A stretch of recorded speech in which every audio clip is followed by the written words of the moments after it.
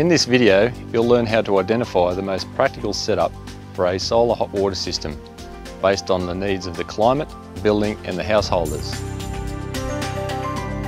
In passive systems, also known as thermosiphon systems, the tank sits above the collectors. Colder water sinks into the collectors, whilst warmer water rises unassisted from the collectors into the tank.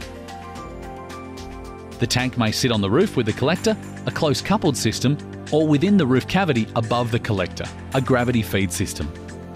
With these systems, the roof support structures must be strong enough to handle weights of up to 800 kilograms. Active systems use a small pump to move water between the collectors and the tank.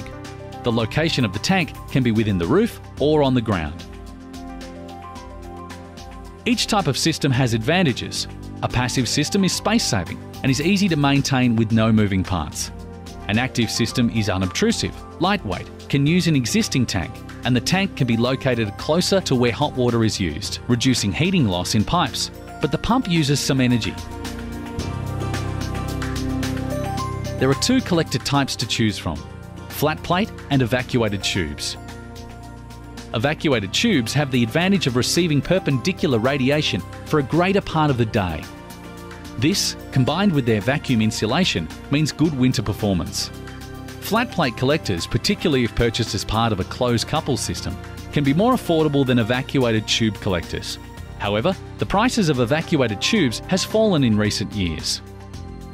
Collectors should ideally face true north in a shade-free position. Facing the collectors 45 degrees from the north will result in only minor reductions in performance. The ideal inclination is the angle of latitude plus 5 to 10 degrees. Sydney's latitude is 33.5 degrees, so an ideal angle of inclination would be around 40.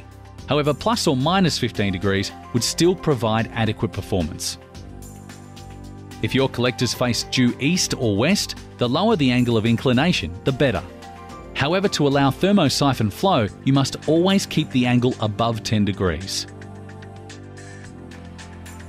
For the correct sizing of your collectors and tank, consult manufacturer's guidelines to see what is best for the climate and household. In places with minor frosts, evacuated tubes may offer enough inbuilt protection. In climates with regular frosts, indirect or closed-loop systems are the most popular and reliable form of frost protection.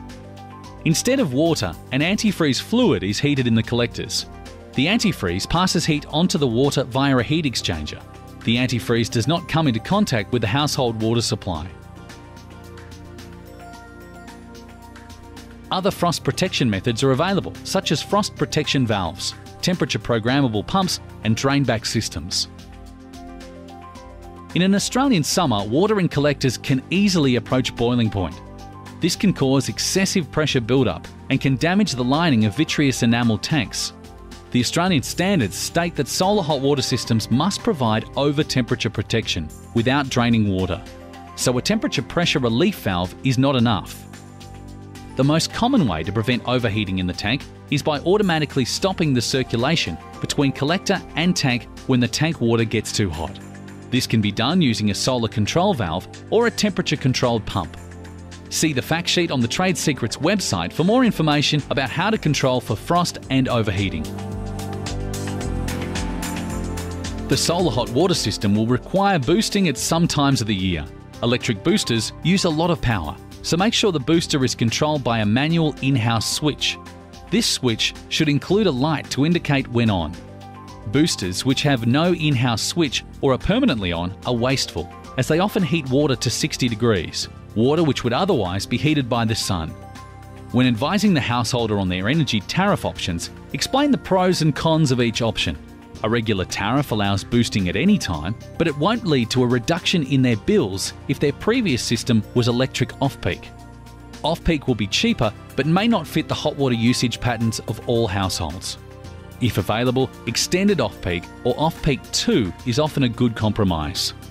Natural gas boosters have the advantage of lower emissions and running costs compared to electric boosters, and also aren't subject to time of use restrictions. Install a timer on gas storage boosters to ensure the gas does not heat water which would otherwise be heated by the sun. So, select the system for the climate and use appropriate temperature controls. locate the collector and tank to maximise performance, install a manual boost switch, and connect to a tariff which minimise emissions and costs.